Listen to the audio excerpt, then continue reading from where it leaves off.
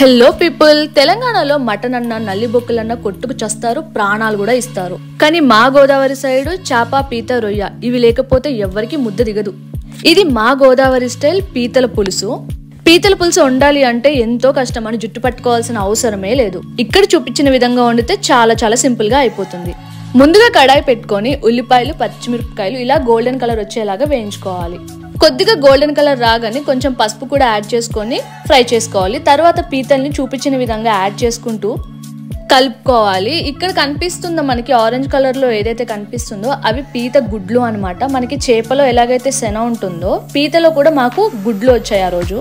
తర్వాత మసాలా కోసం వెల్లుల్లిపాయ, జీలకర్ర, ధనియాలు, దాల్చిన చెక్క, యాలకులు వేసుకొని గ్రైండ్ చేసుకోవాలి.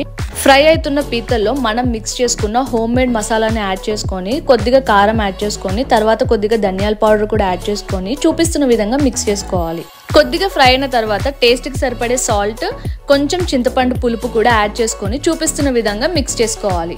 మనకి కొంచెం గ్రేవీ కావాలి కాబట్టి నేను కొద్దిగా వాటర్ కూడా యాడ్ చేసుకొని ఇగరబెడుతున్నాను. ఇక్కడ చివరిగా కొత్తిమీర చల్లుకొని ఇంకొంచెం సేపు ఇగరబెట్టుకొని దింపేస్తే అంతే, టేస్టీ పీతల కూర చాలా ఈజీగా సింపుల్ గా రెడీ అయిపోతుంది.